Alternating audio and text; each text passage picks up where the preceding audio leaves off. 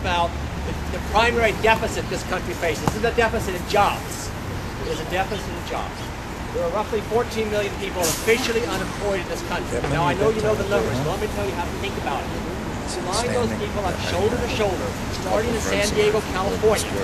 They would stretch from San Diego to Portland, Maine, and back again, and there's going to be 500,000 people trying to get into that line.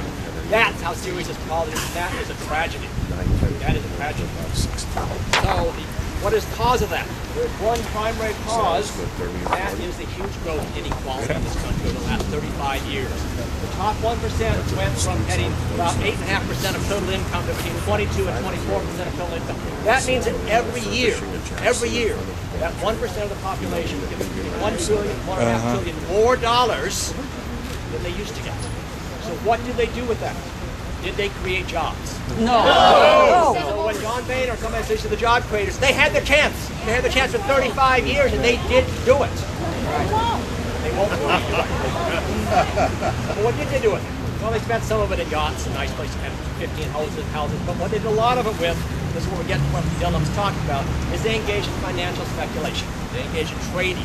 They engaged in finance. The financial sector grew right along with that increase in income concentration. Financial companies that used to account for about 15, 16, 70% of total business profits in this country now account for about 40%. 40%. We're talking about banks, hedge funds, all those kinds of finance companies. And what they do with that is they trade constantly. Let me give you an example and then talk about this tax. In 1984, the first year that as much as $1 trillion in U.S. stock was traded on stock markets. In 2008, $70 trillion of stocks were traded. Now, are we 70 times better off? No. Of course we're not. What happens is it traded faster and faster and faster. And one of the things that drove the kind of speculation, the kind of creation of these mortgage-backed securities, these CDOs, etc., that wrecked the economy and brought everything down. So we need to rein in finance. We need to cut that trade back. And here are a couple of simple ways of doing it. A few months ago, a group called Stand Up Chicago came and approached one of the groups I work with, the Chicago Political Economy Group, and said, we're going to talk about a jobs program in Chicago and how to pay for it.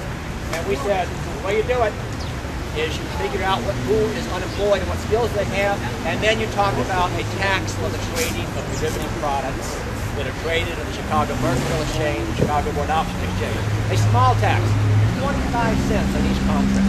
Now each contract is worth about each contract is worth about $233,000. We're talking about tax 1/10,000th of 1%. Fee of 1/10,000th of 1%. And of course, people like Mr. Duffy don't like the idea. This is the CEO of the Chicago Mercantile Exchange, by the way. They don't like the idea. But that's what we're talking about locally. Now, just the day before yesterday, Peter DeFazio, representing the state of Oregon, and several other representatives of the House, introduced a bill to create a financial transaction tax nationally. Now, there are no Illinois co-sponsors on that bill yet. We need to get Illinois co-sponsors on that bill. It's House Bill 3313. It's the Wall Street Trading and Speculators Tax. So we need to go talk to Dan Davis. We need to talk to John Chakowski. We need to talk to Luis Gutierrez. We need to talk to all of them. They should be on this bill. And it's going to be a challenge for some of them because they're going to say, well, Chicago does all this trading. You're right, it does. But it doesn't do anything for us. So we need to get them on this bill. And then finally, internationally, the Europeans are talking about the financial transaction tax. At G20, a conservative French president, Mr. Sarkozy, and a conservative German chancellor, Ms. Merkel, are pushing the idea of a financial transaction tax. Finally, after intense lobbying, we've got the U.S. to the point where we think they're not going to say no. We're not going to say yes, but I think Biden and Obama are not going to say no, which is a step forward from where we were. But we need to keep pushing this.